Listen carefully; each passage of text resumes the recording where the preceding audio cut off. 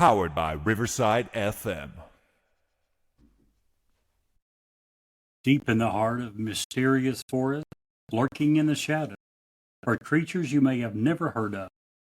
We're delving into the world of cryptids, these elusive beings that spark both fear and fascination. Tonight on Newsworthy, 2 words and 2 question marks.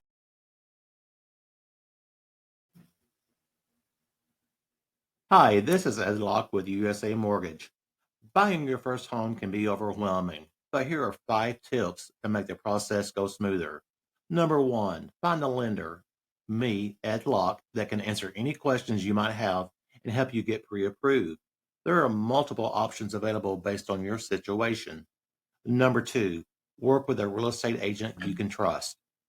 Number 3, don't rush the process. Take your time and know that the process could take some time. Number 4, consider all the costs.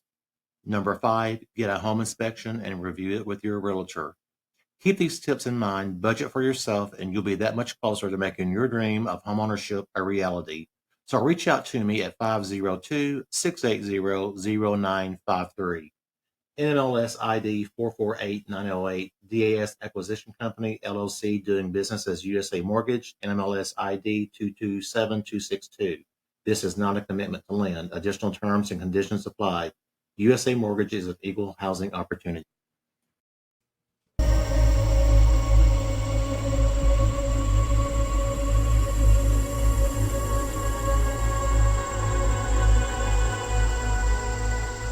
He's alive! Have you checked the children? Get out!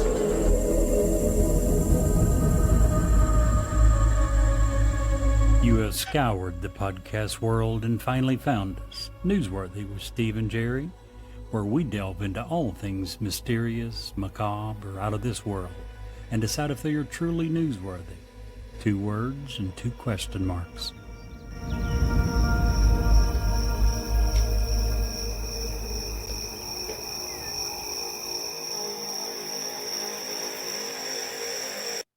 So, Brett, is it righty-tighty, lefty-loosey? You almost have to explain a little bit where that comes from. What? Do we want to? No, but we didn't want Steve to go there either. Good way to start the show. What a way to start the show. So, read an article. It was... we're going to start the show this way. Jerry said so. So... You didn't push nipples, so Jerry. So, read an article and I asked the question if which way of the twist of the appendage, the frontal appendages on a female body felt better. He failed to say he asked his wife this question during dinner, as he was trying to test out the hypothesis. Well, first of all, I'm not drinking nearly as much as I did last week. I'm just going to say so. I'm sure people are begging to differ at this point. He's drinking twice what he drank last week. Yes. No, I wouldn't be able to do this at all. Period. It'd be done. I'd be out. Oh, man. So, anyway, welcome to the show. Welcome, Brett. Brett's back. So excited. Another good week. Glad to have him, as always. Yeah, very good week so far. Hot. Yeah. Miserably hot. I am so ready for fall. We got teased with those like 3 or 4 days that was like 6, low 50, high of 70, and then all of a sudden we get this huge heat wave again. The worst of the year. Yeah. It's been a hot summer, like a really hot summer. It has. Yeah, this is crazy hot. What was the high today? Did you guys hear?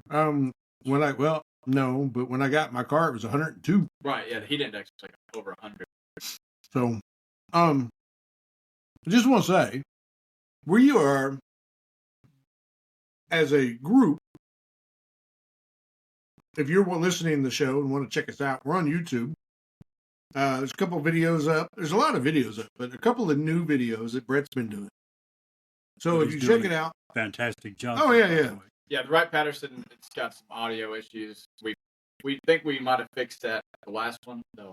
And we think we've got the video fixed now, hopefully. So with the equipment that we have, we may have to upgrade the equipment, but we are trying. Right, So yeah. just bear with us. Keep watching. I know there was several people that did watch. Appreciate y'all watching. So keep that up. Our numbers continue to go up. Not that anybody cares about numbers anymore, but just continue to grow, and that makes me happy. Yeah, very nice. Yeah. Unfortunately, guys, I'm afraid there's a possibility I'm going to be going to jail soon. Really? Yeah. So y'all know I like board games. Saturday I played TI4 again. I lost. Again. Shut up, Brett. I don't like you. But I was at the store the other day and I saw one I just had to have. Couldn't really afford it, so I stole it. Stole it. Yeah. Surely. Yeah, I did. I'm not happy to admit it. It was, quite frankly, the biggest risk I've ever taken. So. Oh man, I'm glad I didn't pick that joke. Me too. I actually read that one, and I was like, nope. I almost picked it. I did not. That's because we're cool and we play board games, Jerry. For those that don't know, he's talking about TI4. Twilight Imperium. Have you 4. played that yet? I have, several times. Yeah. Oh, okay. Here's the problem. I have the attention span of this, yeah, and TI4 requires, and I played it a couple of times when it was like 8 hours long. Oh yeah, it's mentally exhausting. I think I've heard you guys now have it down usually to 6, 7. Yeah. We were playing 8 hours. I don't have the patience for that. And it doesn't feel like 8 hours. You just like start playing and you're like, I remember the last time I played. It felt like 15 hours. for me, the last time I played, I was like building up, and then I was like, all right, a couple rounds, I'm gonna be, and then all of a sudden the game was over. I was like, wait, what? I agree. My problem was we a couple of times talked about it. We knew the games are getting too long at that point, and we instituted a timer for each person to make a decision. And someone had a nap on the phone. Well, in theory, it was smart, but in practicality, the same two people, I'm not going to name names, but the same two people, the buzzer would go off, and 2 minutes later, they'll finally make a decision. And I'm sitting over here going, every time that some people, depending on who they are, just took forever. And I was like, this is ridiculous. But I don't have 8 hours to put into a game. Well, it is my downtime. I don't get many days that I don't have anything to do, and I like to fill it. When it's blistering hot or stupid cold, why not? Because I'm not going to be on my bike, and that's the other thing that I really like to do. And there's very low risk involved. This kid. I'm playing along with your. I appreciate it. Let me give you a little pops for that. Say that one more time. I'm playing along with your joke. Boom. There you go. Wait, that's awesome. Now, I was reading this science article, and just researching the show. You look like a science article reader. Yeah, well, what I do. But did you know if we remove all the margarine on Earth, what would happen? What's that? The world would be a better place. Oh, I like that one. That's a good one right there. That's the best one I've heard for a while. You'll have to explain that. You don't have to explain margarine. It's a terrible joke. Listen, 6-letter word. Do you want to know You want to know a good show that we need to do? What's that? The rise of Alzheimer's with how it correlates with the rise of margarine use in America. Oh, margarine is terrible for you.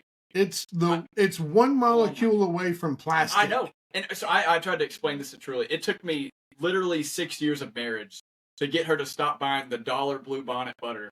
Yes. And start just buying regular butter. I was like, it's going to be $3 more a week. It's not a big of a deal.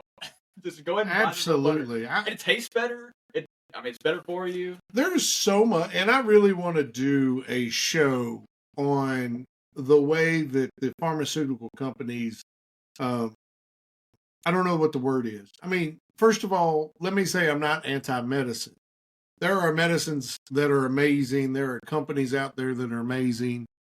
But there are also some really strange things that happen within a pharmaceutical company. As an example, they give you a pill, a statin for high blood pressure or for high cholesterol. What they don't tell you is as soon as you start taking that, doesn't matter how much you eat, you will only be allowed, your body, the medicine controls it to a point that it's insane. And one of the things that I heard, and I haven't fully researched it, but I definitely want to try, is they got, when they replaced margarine for butter, the big push was lower cholesterol. Right. Well, every single cell in a human body requires cholesterol to grow, to divide, to be better.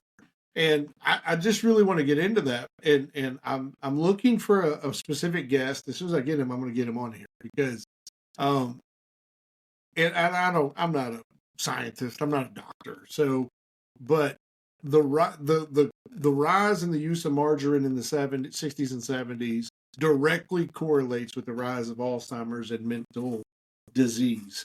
And I think that's something that should be addressed. I would say this. In the same time period, I don't think it was just margarine that we were changing. Absolutely. There was a ton of other changes that was going on. Processed food became huge. So put it all together. Yes. You and I have said for many years, the biggest problem health-wise is, to me, without a doubt, the herbicides, pesticides, insecticides, and all that. That was getting really huge in that time period as well. So all of that plays a part in it. Back to your margarine thing. Several years ago, a pharmacist that my daddy went to most of his life, they were talking about margarine versus butter. He said, do me a favor, on a really hot summer day, and today, right now, would be a perfect time to do it. Take a stick of margarine, take it outside, put it on a plate, and leave it for 2 or 3 days, and look and see what you've got. What you end up with is something that you could probably hammer a brick with until it got brittle and broke. It turns into this substance that's, you look at it, and if you ask someone to eat it, they wouldn't touch it for $1,000. And this definitely, with the amount of heat in our bodies, you have to understand. You almost, I don't know how you don't put the two together. If you consume this, it does this in the sunlight. What's it going to do in the heat of your body? What does it take the body like 50 years to process out? It's crazy. I don't quote me on that. I feel like I heard something like that. They also have this new thing called spreadable butter, which they probably add some more chemicals to regular butter to make it spreadable, which makes it less healthy. But I'd buy two things. I buy regular butter in the sticks, and I buy the spreadable. I haven't bought margarine in a long time. And for the reasons we're talking about. Yeah. Wow. Well, that was a great show, guys. Congratulations. Hold on. Let me at least give my dad joke. Oh, here we go. I don't know if I told you, but I married way too young. Yeah? Yeah. No, that's her name. She's Chinese. All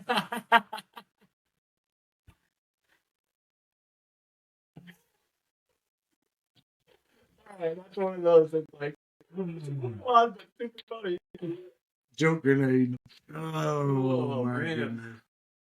Wow. We just lost all our listeners to China. Come on, it's a joke. No, that was funny. That was a good one. The best part of the Olympics is the memes involving the contestants' names. That's to me personally. I haven't seen any of them. I'll show you some after we get off air. The one that I saw the most of was the Turkish shooter. And he just like came up with just glasses on, like jeans and a polo. That was fake. What do you mean it's fake? That was fake. And the guy that they said was just, whatever, normal Joe a few weeks before. What? Is that the one you're talking about? No, I'm talking about the guy who got silver. He won silver for whatever that shooting. Well, there were some memes about him that I thought you were talking about the memes related to that. Well, there was memes made of him, but it was like him just being he was very blasé. Yeah. It didn't seem to be that concerned. It seemed like everybody else had some sort of like special targeting glasses, or I don't know. And he looked like a guy that 2 weeks ago was working out the factory. No, he looked like a guy that 2 weeks ago was taking out the guy who didn't pay Guido. That's what he looked like. Well, after he started shooting, yeah. But before then, I would have been like, oh, that dude is some, computer science nerd. Works in a cubicle all day. Crazy. I agree. So you guys had a good week other than burning up? Yeah. Yeah, I had a good week. Great week. Good deal. I want to shout out our friends over at Knights of D20 again. Their last episode went live Monday. It was fantastic. It is a fun listen. Please check them out. Just want to throw it out there. What was the name again? Knights of D20. Knights of D20. Yeah, they're on Twitch, YouTube, all the things. There you go. Instagram. Discord, Instagram, all the things we're going to be doing at So some just point. search for Knights of D20 and you'll Knights find of them. D20. Very It's a nice. great. They're very at the very beginning of their campaign. So if you like things at the beginning, go check them out. They have a good mix of characters. What's the one guy's name? Maroway, my fave. Maroway. There you go. Yeah, my fave. Check him out. He's a satyr in the game, which is a half goat, half whatever, and that makes me happy because that character's never Very used nice. in D&D anymore. There's a cat. There's a paladin cat. You know, there's a big hulking half orc. That's nice. Cute little princess. You know, there's all kinds of characters. There's somebody for everybody to get in there and like and latch on to and do it. So check them out. A lot of fun. Knights of D20 on Twitch every Monday night. It makes me miss playing D&D. Oh, well, you know, we roll every Saturday here. I did not know that. Every Saturday. I We knew that are I knew nerds. that. I knew that you started a new campaign a while ago. This was like before. Yeah, I don't found run the game now. Our buddy Casey does. Oh, right. Okay. Are you guys still doing edition? Mm-hmm. Yeah. Yeah. But anywho, we had some cool. I want to call it the Cryptid Carousel today. Just want to say, if you're a praying person, please pray for Mr. Clay and his girlfriend. They had loss in their family. That's why he's not here with us tonight. We had to switch up topics, but they could use your prayers and your love. So send them to Clay's way. Thank you so much. So tonight we're going to do a Cryptid Carousel. Each of us picked a cryptid that we want to talk about. I don't think Haley fits into that, so I'm hoping No, you got but something she- different. I looked it up. Oh, okay, good. She is in beast mode, so that qualifies. And so we're going to have a little fun with that. These are cryptids that we wanted to cover, and you may or may not have heard of, but that's why we looped them all in here together. Except for mine. Mine's pretty common. Is it? Oh, yeah. That's cool. Also, before we get into it too deep, don't forget to check out our Monday episodes. Encounters. That's a lot of fun. I've been doing that with Jerry and Brett's help, and I just publish it. That. Well, no, but all the behind the scenes stuff. Yes, you guys are helping me immensely on that. So every Monday we publish that. It's either 1 or 2 interviews of real people talking about real stories and real encounters that they've had. Could be a ghost story one week. Could be a cryptid. Could be an alien story. Just never know what you're going to hear on encounters. And if you have one, by all means, get with us. Let us know. We want to get you on air and tell the world about it. Absolutely. Speaking of getting on air, we had some people who responded to our message last week for our free giveaway who did not give us their address. So we're going to try again this week. If you want an amazingly awesome gift. Are those over here? Could I bring them over and show them? Yeah, absolutely. Go ahead. I think last week's episode, if you're watching on YouTube, you can go and watch the Vatican episode that posted on YouTube last week. It's right there, Jerry. That one's the one we're giving away. Yep. And I'll put it on this video as well, but it's just that one. You can. No. Oh, so this isn't the Lumpen Frog? This is just, we're giving away Bigfoot's foot casting this week. Gosh, okay. All you have to do, you right there listening, call the number. Jerry, what's the number? Area code 540-709-1318. You like that? I like that up there. Yeah. So if you want to win this and use it for target practice or to hang it in your living room or to do whatever you like to do with it, call that number, text that number, your address. If you're the first person to do it this week and do it correctly, we're going to get this in the mail for you this week. You're going to have it by next week. You can enjoy it. You can invite your friends and family over. You can all look at it with mouths agape. How about that? I'm mouth agape now. I'm pretty sure it's got 7 toes. I just counted. Well, we don't know what Bigfoot has. Exactly. So, Mouth agape.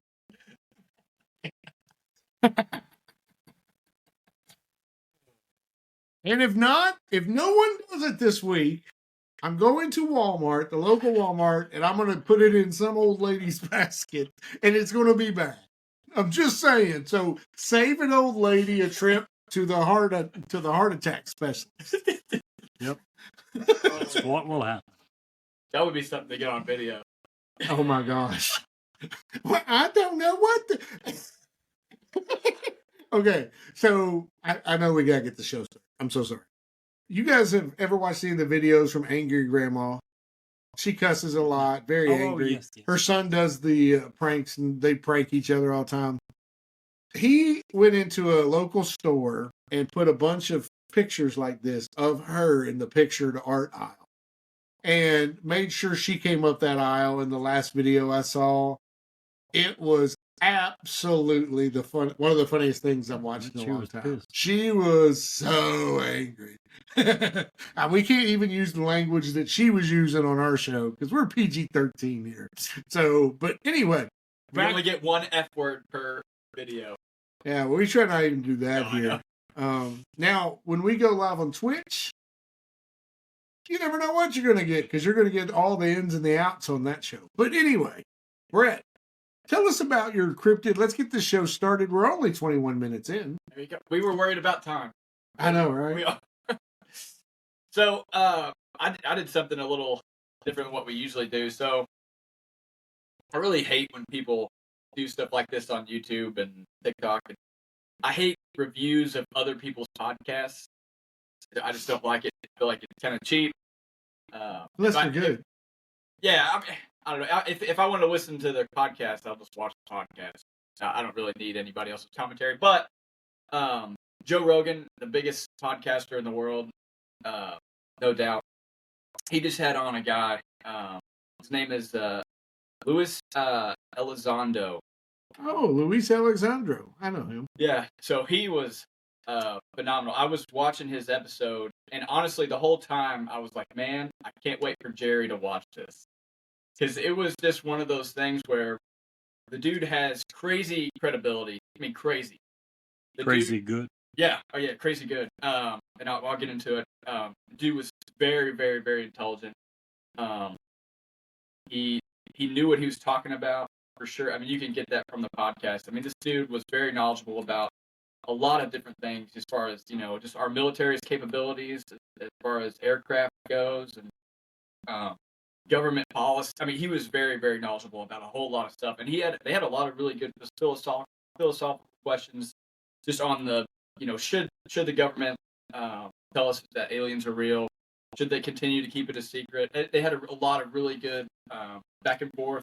And he was able to argue really well for both sides. He did a really good job. So definitely watch the podcast. I think it was like around 2.5 hours. But there's a lot of good information. But I wanted to go through, because everything that he talked about in this podcast, and of course our show is called Newsworthy, and the whole time he was talking about all these things, they're all things that the government has already come out with. It's an official government document that they were talking about, an official video that the government's already released and said, hey, this is legit. And so in my mind, I was like, man, this is 100% newsworthy, because I've never heard any of these things, and they've been released to the public for years at this point. So just a little background. He was in the Army. Then he went to the Federal Service, where he worked in counterintelligence, which basically just is looking at what the bad guys know about us. So he did that for several years. And in 2008, he was working as the Director of National Intelligence. Early 2009, he was approached to be part of a secretive program. So he kind of talks about this in the episode. He kind of says, like, everybody thinks of secretive program as being like, oh man, you're going to be working on some crazy cool stuff. But he had basically said that a lot of people have top secret clearances, and it's not really an uncommon thing in the federal government, at least. A lot of people would argue the fact that we have too many people with top secret clearance because it allows so much information to not be disseminated to the normal people. Yeah. That's for you, Clay. So anyway, so he was asked to be a part of this program. He was actually asked to run the counterintelligence security, what's called the Advanced Aerospace Threat Identification Program. So he talked about his kind of first introductions to the program. He met the director and was immediately asked what he thought about UFOs, and his response was just simply, "I don't." He said that at the time he wasn't really interested in science fiction. He never really got into the whole UFO topic. Later on, they kind of get into Bob Lazar. Joe Rogan's a very big Bob Lazar guy. He's had Bob Lazar on the show.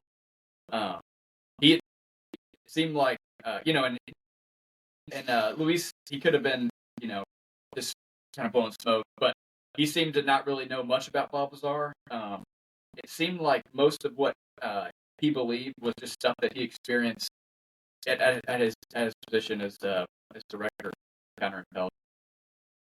So he did have past experience in protecting aerospace and flight technology. That was one of the reasons he thinks that he was picked for the job, because he had that experience. He knew what technology America was that America had. He knew what we were capable of, and that was one of the reasons why he was picked for this position.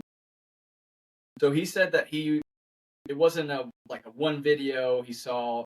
That's when he started believing that there was something else out there, that something else was here on Earth that was not human. And he said it was a gradual thing, but it was over.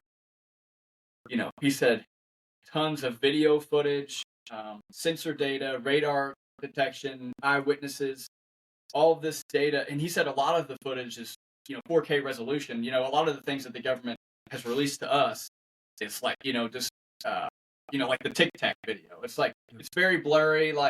You can see what's going on, but it's not very. He said there's very 4K resolution videos that you can see he said it's super clear.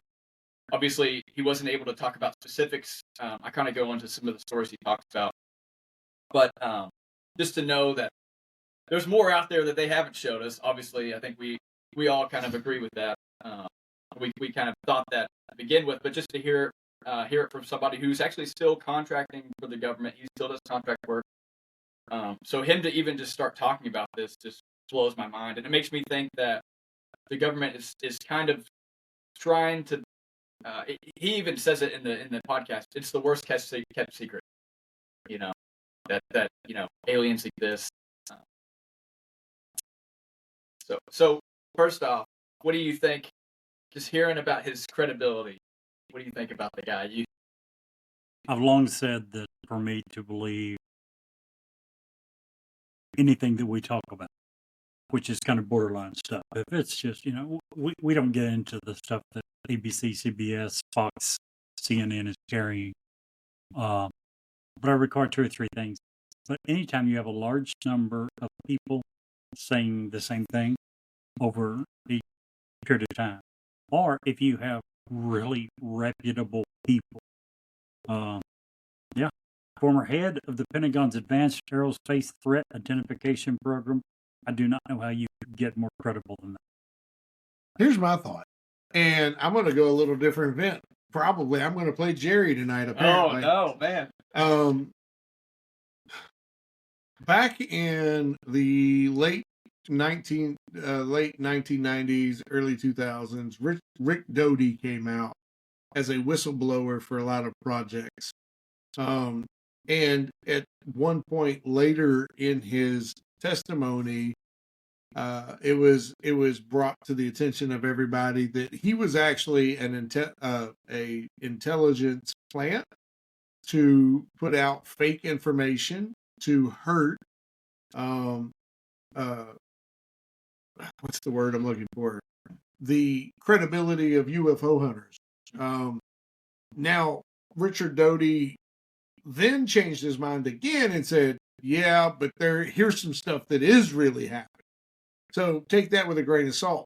the thing that I bring up here, and the reason I bring up Richard Doty, is because these two men have something in common. They both work for the intelligence agencies of the United States government. And just because I am who I am, if you work for the intelligence agency, that automatically you have an uphill battle for me to gain credibility. Did he work for intelligence? Yes. I thought he worked for the Army. He was at the Pentagon. Who? He did, but he also worked in intelligence Yeah, for he worked like in 15 years. Counterintelligence. That's what he did. Counterintelligence. But I To think me, that that's was military itself. Right, it was to me, military, it doesn't. I mean, the Yeah, I'm just saying military It he was for the CIA Department of or- Defense. right. Right. But to me, intelligence is intelligence. Your job is to do two things: either find the truth and spread the lie. I mean, that's what you do in intelligence. So Yeah. that just concerns me. Now, he does spring. I've seen many videos with or interviews with Luis Elizondo, and I've always found him to be, his testimony is always the same. It's always consistent. It's believable. He's not out there, making up a bunch of craziness. So I do find him credible, but it's a level of credibility that's down here as opposed to way up here, just for the simple fact he did work intelligence at one point. The whole video, I was just like, man, I can't believe the government is like okay with it. But all he did was talk about documents that the government has already released to us. So, and I think he's towing a very fine line there. Well, and that's exactly what he said. He said, "I'm putting my toe at the edge of the line Between what's allowed and not allowed for him and to say. I guess he's gotten approval to talk about all these things from the Pentagon. And he was saying that it took over a year just to get the approval to talk about these things out in public on podcasts. Again, it was a great podcast. You should definitely listen to it. So some of the things that he had talked about, let's see. So the first thing, Joe Rogan kind of asked the question of, a lot of people have the argument that, well, all these UAPs that we're seeing, maybe the U.S. just has a secret government or a secret.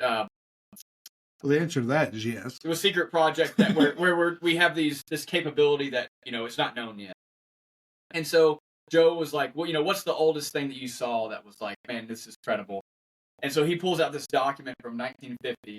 Of course, we all know what was happening during that time. And so I'll just I kind of quoted what he highlighted in the document. So again, this is a document that the government has released to the public. You can look it up.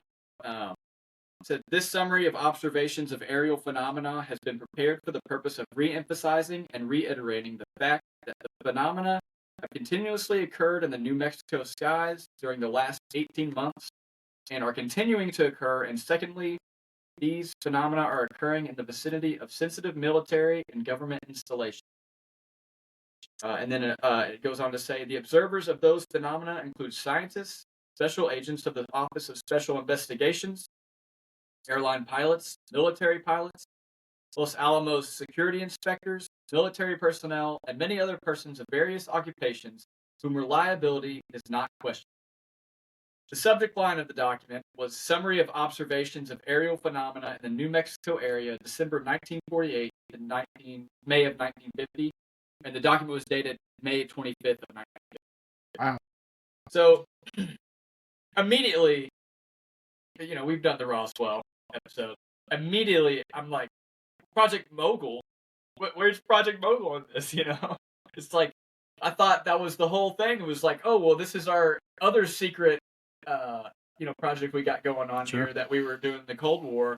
It's like, well, they're 100% acknowledging that this is something that they don't know what's going on. So just to give some context of that time, we had just broken the sound barrier. We had not been to space yet. There is no country in the world who would have had this technology. So that was one thing he brought up that I thought was very interesting. I've never seen that document before. Never heard of it. I wish I would have before our Roswell episode. That would have been something cool to bring up. He talked about there are foreign reports where other countries have experienced similar incidents with UAPs. He did say he couldn't go into specifics because it was still classified, but he did acknowledge that the U.S. is not the only country who's experienced these. And he actually talked a lot about South America because it seems like South America is a lot more open. He actually said the first time he really thought there was something to this whole UFO thing was he was at some sort of dinner, a high class like billionaire sponsored dinner, and there's a general from Brazil there, high ranking general. He was talking about, he actually brought photographs of what they have seen and kind of telling the stories of some of their UAP interactions. And that was when he started to be like, all right, there's something to this. What do you think the draw is in South America? There's not a nuclear nation in South America. And a lot of the times it usually starts, well, they were near our nuclear facilities or our nuclear test range, or right. What is it? And dare I say, shame on me. Could it be the pyramids? I'm a big believer in the pyramids are an energy source theory that, Jerry and I have even talked a million times about. There's no way humans created them. We still can't figure it out. Right. We can't figure out how it was made.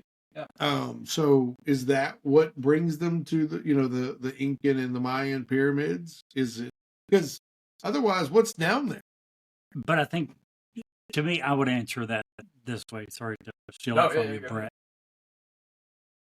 If we think about an alien society that is far enough advanced to come visit us, they are so far ahead of us that we don't have the first freaking clue of why they're in South America, right, and what interests them and don't. I also believe that a lot of the nuclear-related theorems don't hold up because nuclear to them is like ancient stuff that they could care less about. Right. They had to figure that out a few thousand years ago before they could come visit us. So they're not coming here to look at the advancements we made in nuclear technology. They're not. Talking about credibility here, and I'm going to throw a name out there that doesn't have a lot anymore. Used to, but doesn't now, and that's Dr. Stephen Greer.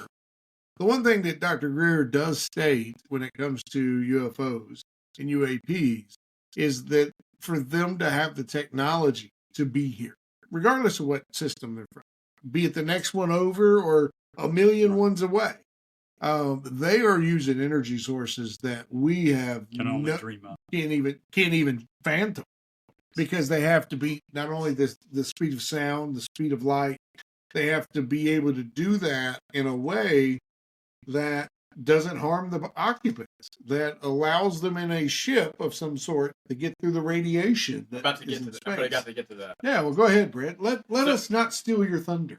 Okay. Ooh, so is that a prelude for what's coming later? Uh-oh.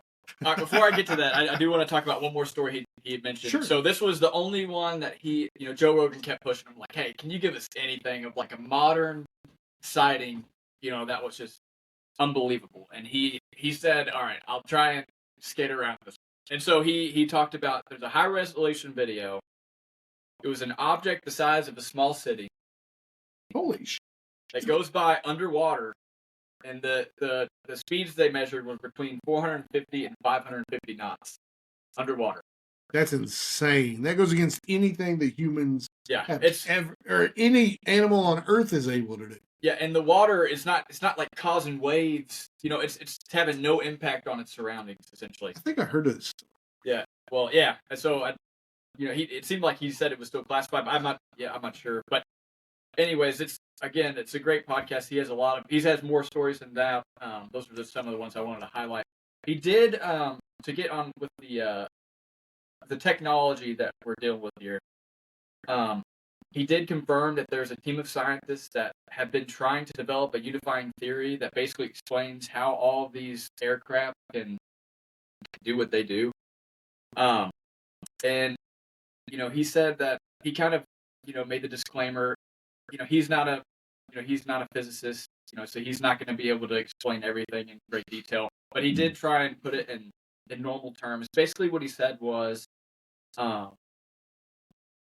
so they believe that they're warping space-time to create some sort of bubble that protects them from Earth's gravity, the effects of their surroundings. He said he sat through like a 3-hour lecture where one of the lead scientists described this theory, and basically in summary, the ship can create a bubble that insulated it from the effects of gravity, and then can fold space-time to travel from one point to another and appear to be instantaneous. Wormholes. Right. Creating their own wormholes. Right. And so this was very similar. They got to talking about Bob Lazar, and of course Joe Rogan tells him what Bob Lazar talked about. And all the dude says was, at the very least, that's a hell of a guess. I like how he skirted around. Yeah, Bob's right. When we know Bob's right. Yeah. I'm in the camp that I absolutely believe Bob. I 100%. 100%. I guess the thing I find most bewildering is we have this expert. We have this expert who spent his entire career and is very renowned. He led departments in the Pentagon. And you question his authenticity and credibility. But Bob Lazar, who can't even prove that he went to school anywhere. Every school he says he went to says, dude, we never heard of you. And He never you worked accept him with no problem. Well, he never worked for an intelligence agency. But he did work at Area 51. And S4. And S4. Yeah. But yeah, no one would ever want to hide that stuff. There was one more thing I want to talk about. One more thing. Sorry, I'm going a little long. That's all right. So they got into Joe Rogan kind of challenged he kind of challenged him, was like, what's the argument for keeping this secret? And he basically came at it from a military perspective. So he said these aliens are either good, neutral, or bad. And he said that he didn't see any evidence for them being good. A lot of what we have talked about is they're very interested in nuclear weapons, nuclear technology. It seems like they kind of gravitate towards that. And what he was saying was, they didn't stop the bombing at Hiroshima. They didn't stop us developing nuclear weapons, which they could have done. Now we pretty much most developed countries have some sort of nuclear technology. So he said that he didn't see any evidence that they were completely good.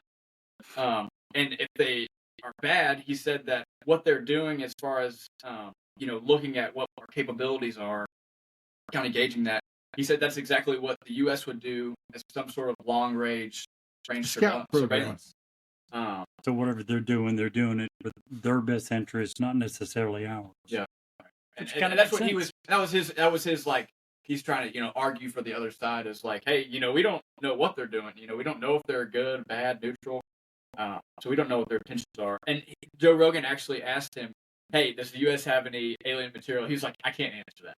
But what I can say is there is significant evidence to suggest that the government is in possession of exotic material that is not made by humans.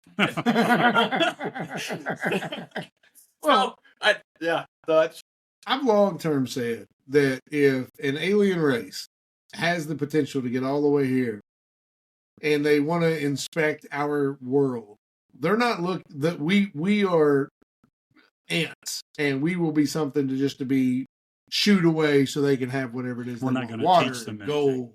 Yeah. Right. They're coming for resources. And I think, not to bring sci-fi into it, but I think Independence Day had it right. If they come here, they're coming here for resources, not because they want to be friendly. Yeah. Well, we just talked about the Vatican. The Vatican has documents that, with I think it was one of the Roman leaders. I can't remember exactly, but they had talked about some UAPs that they had seen, like UFOs. Speaking of the Vatican, had a listener reach out to me on Messenger, which you can do. You can Google us. We're on Messenger, Facebook, all that stuff. Please reach out. They want us to do a show on the secrets of the Vatican, not the secret items. And a couple of examples they used was why the main atrium in one of their brand new buildings looks like the head of a snake. And it really does. You see the pictures. They sent a couple of pictures. We want to try to work that into our schedule here pretty soon because that was pretty cool. Back to what Brett was talking about. Both of you guys talked about what you were just saying, what he was discussing. Are they good? Are they bad? Are they neutral? Here's my point. If they intended to do us harm, our world would have been annihilated. That's exactly what I was trying to, that's what I was trying to bring up with that. Yeah. There's probably no evidence that they're here trying to help us. They're obviously not trying to hurt us or would have done so. Right. Again, as Steve was saying, they certainly have the capability of doing so, and if they wish to do that, already would have. I looked this episode up. I've not watched it yet. For those that want to, Joe Rogan Experience number 2194. We're a podcast. Yeah. We hope someday to not be in the realm of this. This is not even something you dream about. But if we could get 1/10 the number of listeners that he had, now hold on. If we can get 1/10 the number of listeners that he has, number of people leaving comments every week. All right. For that episode, which aired 5 days ago, so far, 11,793 comments have been left on that Is episode. it on YouTube, Spotify? YouTube. I think I brought this up. I think he has more listeners than CNN, Fox News, and MSNBC. He has combined. 17.2 million subscribers. Just his number of subscribers. That's ridiculous. Now, back to this particular episode.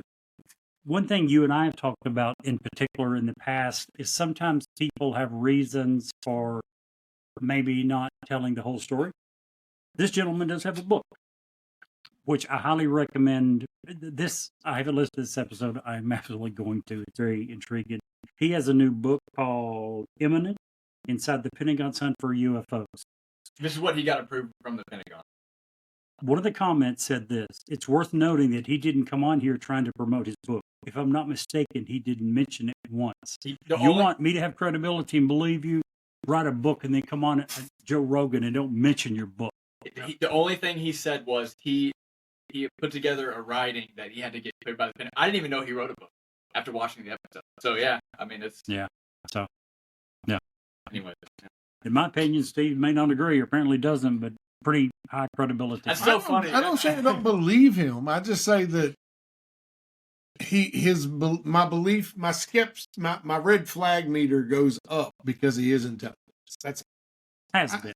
it has, But he's not even really saying anything that's like, he's not a whistleblower. right. He's only, all he's using is the stuff that the government's already released. And he's just bringing it to light, really. Yeah. It's speaking from he's just speaking from a, position of credibility. Sure. In case you haven't noticed, and I'm sure he needs it, but we're highly recommending that you go watch the Joe Rogan episode. I'm sure that the He's fact that desperate for Newsworthy is listeners, going to plug him will drastically help his. Well, it will, and Joe, we are absolutely expecting you to do the same for us. Turnabout's fair play. Oh, 100%. 100%. Yeah. Jerry, what do you want to cover tonight? I heard a little bit about what you said, and I was pretty excited. Haley, so am I. I get excited. I didn't know you felt that way about Miss. I do not feel that way about Haley Hawktua girl. Y'all heard it here first. The man's excited with Miss Hawktua. Oh my gosh. Now you guys know why on the podcast I have to drink. Because you're that excited about Haley? No, because of what you put me through. Why? Emotionally and... You asked me to bring it or to start talking about. Well, sangria tonight. Steve begged me to cover Hawktua Girl, but I said this is a family-friendly PG-13 podcast. I probably should refrain. So instead, this week I'll be talking about the Skunk Ape, a cousin of Bigfoot. He's actually, that's one of the names that he's known by, is Bigfoot's cousin. Now, we have often mentioned that Bigfoot and similar cryptids exist not just in the Northwest, which is where, have you ever seen a map of the sightings, dots? It's Northwest. That's the predominant majority of them. But it's not just there. It's all over the United States. It's all over the world. Different names, whether it's Sasquatch, Yeti, and now Skunk Ape. Skunk Ape is primarily in the Southeast and even more notably in the Florida Everglades. Again, it's a bipedal human or ape-like creature. A little bit smaller than most other Bigfoot. This one is normally reported to be between 5 and 7 feet. Again, covered with reddish brown hair. human life, that's one thing you hear about almost all of these. In 2 or 3 different instances, you hear people who say that they actually had it in their rifle sights and couldn't pull the trigger because it looked too human-like, too close to being a human. Yeah, you're looking at anything, unless you're a cold-blooded person, that's going to go through your mind. I better make sure I know exactly what I'm looking at. I don't hunt much anymore because I don't eat a lot of game. But if I'm not going to eat it, I'm not going to shoot it. I don't care what it is. The only exception that I would have for that would be I had several friends when I lived in Fredericksburg, Virginia, and apparently the deer population was so high that they were allowed to kill 9, 10, 12 a year. Oh, wow. But I had a few friends who would fill their freezers and would continue to hunt, and there was a local, what do you call the place that processes it? Butcher shop. Not a butcher shop, a place, a meat processing processor. plant. Yeah. That would, for free, if they would bring the deer and leave it, he would process it and donate all the meat to the food banks in the area. Yeah. So that would be the only reason. Right. I agree. I would never, and I don't even like people who hunt just because they want to kill. There's And no then sense just in leave that it laying. It There's makes no sense to it me doesn't whatsoever. at all. I'm the same way with fishing. If you're not going to do something with it, then which I don't think you don't keep your fish to. I don't, but I make sure they get right back to the water after I catch them. Yeah. Why kill it otherwise? So why don't you eat fish, Jeff? I don't like fish. At all. He and Dave. You ever fried fish? Yeah. Like you don't like that either? Listen, there's 2 kinds of great, wonderful fish in this world. Long John Silver's. And Long all John the Silver's rest. Long John Silver is amazing. Oh, And the worst. now listen, this one's going to blow you away. I want you to go somewhere. I'm going to tell you to go somewhere.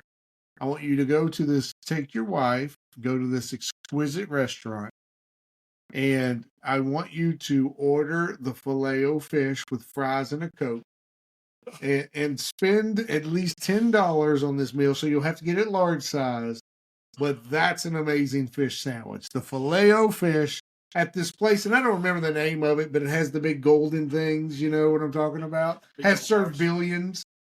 That is good quality fish. In fact, every time I eat there and I have that, I call the wife and be like, yo, I ate so healthy today.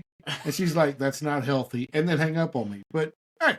I challenge you to go into a Long John Silver's and not slip on their greasy floor. Don't you worry Or about their smell floor. Are you eating It smells off the like floor? feet in every Long John Silver's I've ever Are you been in. eating off the floor? Oh my gosh. I can't Listen, believe you said Long John Silver's. Listen, good fish. I know that there are a bazillion people listening to our show right now that has no idea what a Long John Silver's is. Because it's Also, very They're regional. almost gone. Long John And they're Silver's will almost definitely sponsor you. What? We'll sponsor, we'll let Oh, yeah, Long John Silver absolutely. sponsor us. Absolutely. Bring us Sorry, I'll sponsor you. some good fluffy fish. We'll be on it, bro. I will not eat the fish, but What's wrong with you? For I'll those drink the root that beer, I might guess. think Steve is exaggerating, he and a buddy come up to visit Nikki and I when we lived in Fredericksburg. And it had been several years at that point since I'd been out to eat with him, didn't know what his diet was like and consisted of, what he liked, what he didn't like. And I asked him, I said, do you like seafood? My daughter at the time worked for a all-you-can-eat place called Mad Crab. They had crab, blue crab, king crab, scallops, you know, and it was all you can eat. I think it was $49.99. And oh my he was gosh, like, that's cheap. Yeah. oh, well, they're long past that. They're now gone. Yeah. But he came, and Steve, would you care to tell him what you ate that night? So listen, it was an all you can eat. Jerry asked me if I Shrimp, like crabs. seafood. I said, I'm not I can- real big on seafood, But but I'll try it. I I'll be can- happy to try it. He said, I will find something that I like. Yeah, I'll find something I like. Most seafood places has some sort of chicken, Long John Silver's, whatever. So I'm like, all right, yeah, let's go. What I didn't realize is, Jerry had every intention of paying for everything, which he did. Because I'm more willing to waste my money on Right. food than somebody else. The second thing I realized that day is I don't like seafood from the ocean. I don't like crab. I did have some blue crab that I enjoyed. That was good. I ate Maryland some blue blue crab. crab. But the Salt big shell. crab king, the king crab I don't like things, king crab either. didn't like it. It's Didn't too- like it's the too lobster. rich. I don't like my lobster fan either. Didn't like any of the other stuff. So I proceeded to almost make myself sick eating as many freaking fried mozzarella sticks as I could possibly eat to try to get to $57 worth because I didn't want to waste Jerry's money. Hush puppies. I bet I ate 25 freaking mozzarella And sticks. Dave and I are over here just going to town. Oh, they had mounds of steamed like crab and leftover shrimp leg and stuff. scallops and all. Their food was so great. I've never eaten so many mozzarella sticks in all my life. Only brought that up to say he is not exaggerating. He does not like seafood, and that's the same story he's told me ever since. I do try. Long John Silver's once, twice a year. Yeah, Like and I I'm was good. at McDonald's, and He takes his steak. When he goes to get his steak, he asks for it burnt. No. I asked for it the only level on the whole chart that is done. hockey puck. I like it well done. Hockey puck. That's And, what you're and, asking. He and likes listen, to be fair, I am an adult. I understand that this is not how steak is supposed to be cooked. It is, however, the only way I can eat it. So, I get that. I mean, feel I sorry know for it you. probably tastes better medium rare or whatever when it's bleeding and but Juices. Yes. yeah, that's just gross. I'll have my juices cooked out. Thank you. Anyway, Skunk Ape. Let's just Skunk Ape, and I will. The hell you think they made that one for? I got to support my guys that made that one sauce. We're talking about food. Let me help your appetite along. We've talked about the fact that he kind of looks like an ape. Let's talk about where the word skunk comes from. One of the primary differences between this and any of the other cryptid, Sasquatch, Yeti, Bigfoot, is this one comes with a very strong odor. Believe it or not, and I know you're probably blown away. It's often described as smelling like a skunk. Well, when You Tommy thought was when Tommy was on the show, yes, we had the same thing. We talked that smell the first night woke us up. It was so bad. I thought you were going to say that the seafood that Dave and I ate smelled like skunk to you. No, that smelled like ass. Gotcha. Now, these reportings of the skunk ape are not new. What is the oldest story you've heard? Direct, not just general. Indians talked about this, but as far as Bigfoot, Sasquatch, what's the oldest story you've heard? Reported, let's say in the news. Oh wow! Oldest one you've heard. The oldest one that you mean like that we remember? Did you read about? Oh, Did you Probably heard that it? one in Washington where they found all the Sasquatch bodies. Washington State? Yeah. You remember just roughly what decade or within Was it 20, the 30 40s, years? 50s? You all did an Yeah. episode on it. Okay, that's pretty old. 40s or 50s. The skunk ape goes back to 1818. wow! Wow. A Franklin County, Florida, a local newspaper reported a story that spoke of a man-sized monkey that was raiding food stores and stalking fishermen along the shore. That article was published in 1818, 206 years ago. Jeez. Now, the Bigfoot Field Researchers Organization has archived hundreds of alleged sightings since the 50s.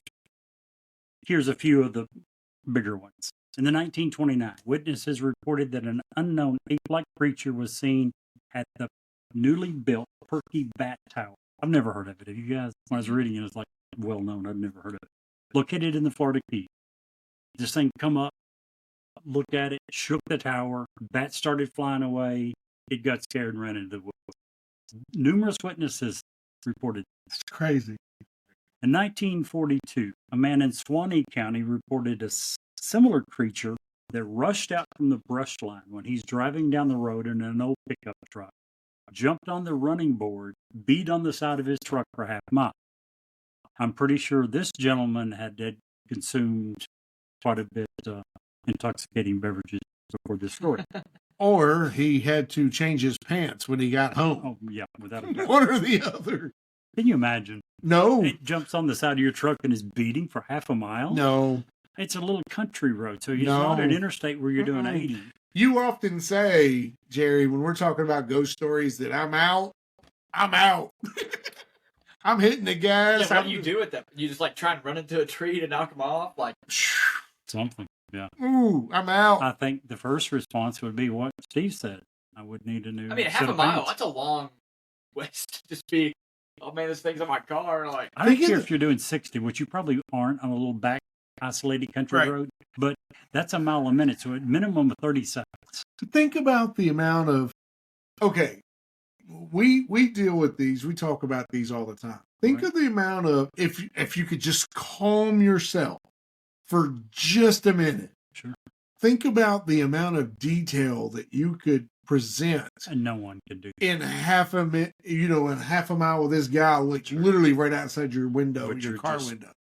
freaking out. Absolutely. Absolutely. When I'm sure, like, I know all the, like, if I've had a couple, like, just traumatic instances in my life, like, it seems like it goes in slow motion. Right. So I'm sure that instance, he thought that felt like forever. Excuse me. Oh, absolutely. Yeah. Dude. Absolutely. Yeah. Moving on. In the 1970s, we talked about credible witnesses. In the 1970s, two Palm Beach sheriff's deputies on patrol together, Marvin Lewis and Ernie Milner, reported that an ape-like creature stalked them through a grove before they began firing their firearms, and then it disappeared. Again, we certainly know that not every single law enforcement officer is always honest and truthful. We certainly believe them to be overall pretty credible witnesses. This is two deputies that were on patrol together. While you're bringing that up, I just want to stop for 1 second. The show's way over, and I'm okay with that. We're not even going to get to mine tonight. But I do want to say congratulations to Nick, my son. This Absolutely. Friday, he is graduating the police academy. That is awesome. And I'm just going to take a father moment here, and because he does listen to the show. Son, I am so freaking proud of you. Right. And I Rightfully mean so. that because the police departments in America today need people like For you. sure. Absolutely. And I just can't get over how proud and excited I am to see them pin that badge on you Friday. So just wanted to throw that out there because Absolutely agree. I'm stoked for it. As you well should be. Several Everglades wildlife tour bus operators and their guests have reported seeing this. Now, again, the last one I mentioned is a couple of sheriff's deputies, very reputable. This one, it's bus drivers and it's people on the bus. But here's the deal. A whole bunch of people reported seeing the same thing. And for the record, bus drivers, whom I know a bunch of, are pretty reputable. Just throwing it out there. Not disputing that at all. I'm just saying that normally I wouldn't put them with Right. law enforcement. That's all Right. I'm saying.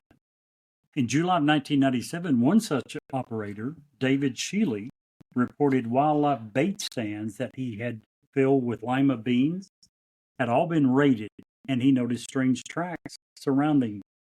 He continued to bait several other locations with more lima beans, and multiple witnesses reported seeing the skunk ape in the vicinity, and the beans were all gone. A family hears a noise on their porch. They come out to see a huge beast outside their home, and they took a photo of the creature. Can I turn this so? No, probably not. I can't really pick it up. You can send it to me. I'll put it in the YouTube video Okay. too. There's what the picture they took. Oh, wow. Yeah. Whatever that is. Yeah. Pretty cool. Do most people think that that's an actual picture? And not, when was that taken? And soon after 2000. I think I read 2003. I'm not sure. Okay, I'll so try to that find was, it. yeah, so that was pretty long. The skunk ape has been widely adopted across Florida as an unofficial mascot for wilderness and rural culture. It appears in roadside businesses, television commercials, and on signs. Early on during the COVID pandemic, Orlando's Gatorland Park used the skunk ape's reported foul smell in an attempt to promote social distancing. Smart, right? In 1977, a bill was proposed in the Florida state legislature that would have made it illegal to take, possess, harbor, or molest anthropoids or humanoid animals. Sadly, the bill didn't pass. Lastly, according to the best 10s, you find that very funny. It was the last part. Who puts in? We're not going to take, harbor, Possess, harbor, or molest. or molest a skunk ape. There's like 125 pound dude with a mustache. And he's like, And he's damn. like, damn. You got that in the bill. But even more so, more than 50% of the Florida legislature thought that wasn't a good idea. No, we need to allow them to keep molesting. So it was voted, the law was. There's a reason there's a whole video stream labeled Florida people or Florida man. Yeah. Just check it out. That's fun. According to Best Top 10's Roadside Attraction for 2024 list, Chile's official Skunk Ape headquarters in Okeechobee, Florida, is currently ranked number 2 on their list. So, if you're in the area, you're looking for something to do, stop. Wow. The So Skunk Ape. that's good. So let's make our votes here because we didn't do it last week. Shame on us. No, we didn't do it last week. Oh, yeah, we did. Well, We did it Sort for of. that in the week previous. we tried to do it. I think it got cut off. Oh, yeah.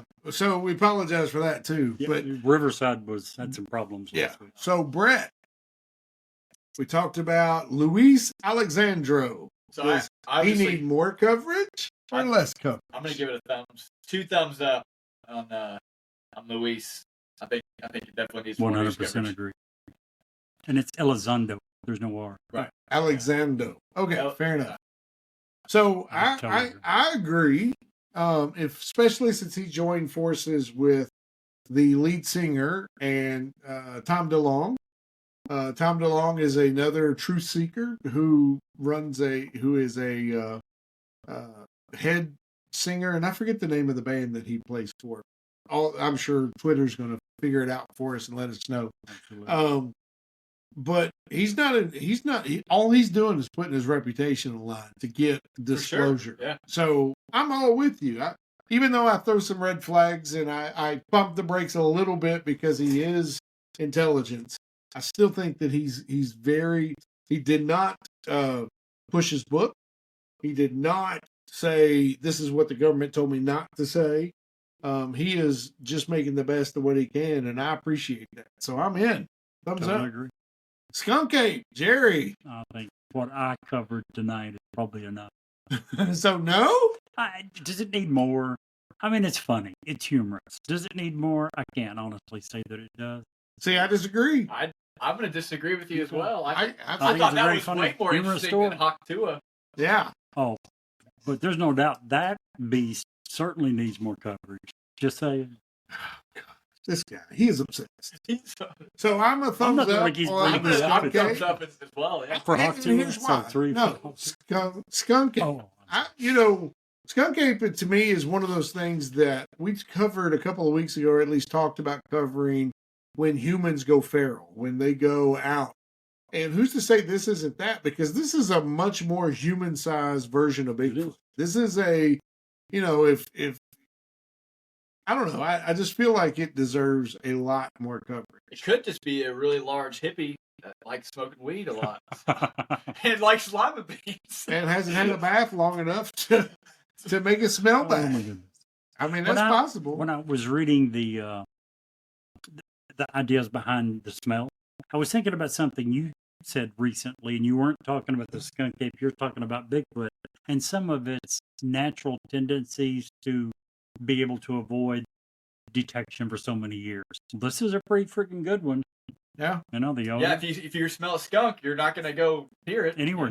And Skunk Ape, too, That's a great- is not only in Florida. They've detected that in southern Texas, the Georgia. swamps of Yes, Georgia, Alabama. Even Louisiana. a little bit into Texas. Yes, Yeah. absolutely. South Central U.S. Yeah, and it's pretty a big story down there. So I'm with it. I think that we need as much.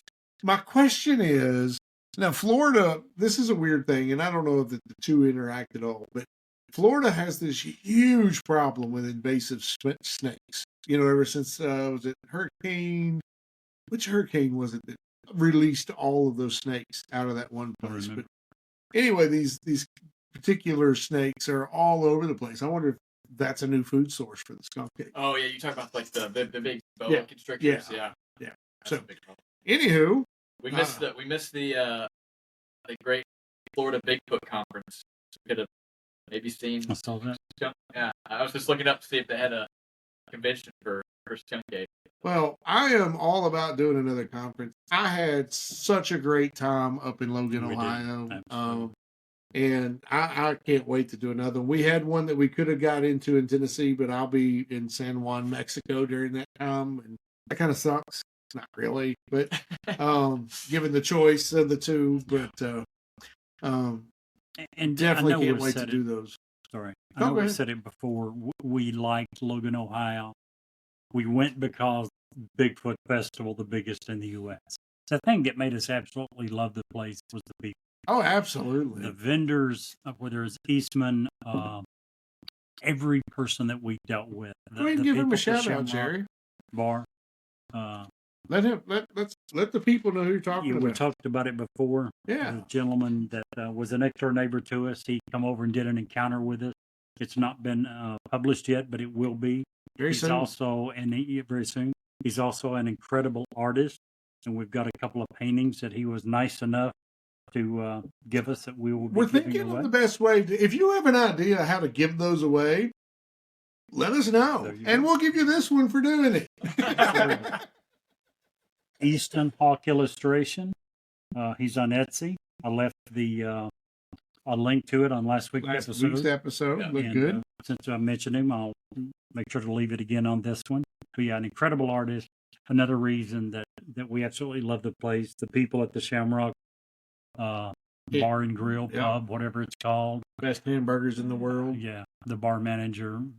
Everyone we dealt with was very nice. So yeah, you go for Bigfoot and you end up saying, we love the interactions, the friends we made, and yeah, we need to do some more of those. Yep, absolutely. So anyway, great show, and I'm excited. We got three thumbs up. And took your. It's okay. Your We got time. We got nothing else. We got time. Shoot. So 3 thumbs up on Luis Alexandro, 2 thumbs up and a thumbs down on Skunk Ape. Humorous show, but I don't know. That was an interesting episode, but our journey isn't over yet. If you stay tuned, we have an exciting bonus story coming up after this commercial break. Hi, this is Ed Locke with USA Mortgage. When it comes to buying a home, the process can be overwhelming and confusing. With so many options, it can be hard to know where to start. That's why it's important to work with a certified mortgage loan originator. I have the knowledge and expertise to guide you through the process and find the best mortgage option for you. I will work with you every step of the way to ensure that you are getting the best deal possible. So if you're looking to purchase or refinance, please reach out to me at 502-680-0953. So don't take on the stress of buying a home alone. Work with me and I will make your dream a reality. Trust the professionals and make your home buying experience a positive one. MLS ID 448908, DAS Acquisition Company, LLC, doing business as USA Mortgage, MLS ID 227262. This is not a commitment to lend. Additional terms and conditions apply. USA Mortgage is equal housing opportunity. If you would like to share suggestions for future episodes, an intriguing ghost story, or simply tell us how much you love or hate us, please get in touch with us.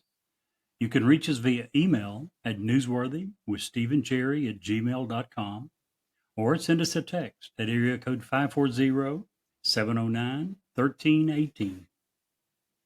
And now, back to the story. So, Jerry, we were talking a little earlier about getting older.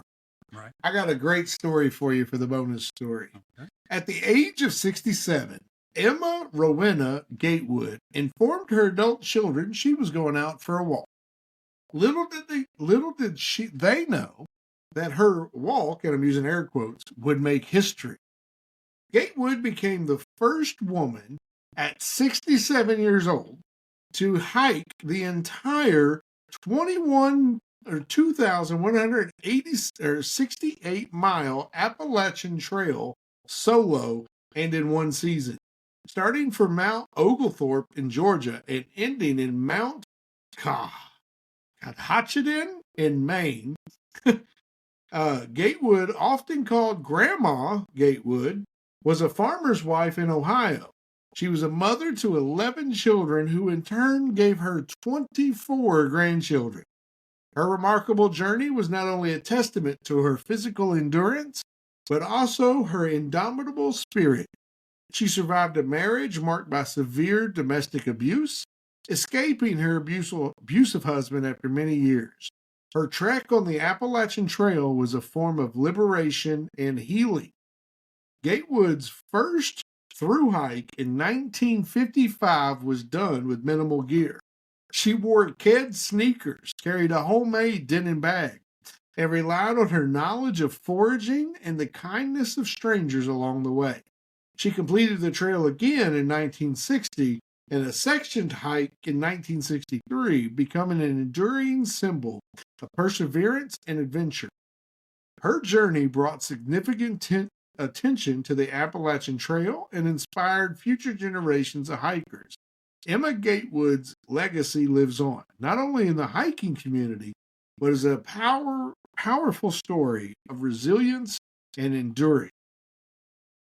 How about that? 67. 2,000 miles of hiking in Keds sneakers. Absolutely inspirational. It's like Forrest Gump. Freaking amazing. Go get them. And Jerry, if you can't see the light, Be the light.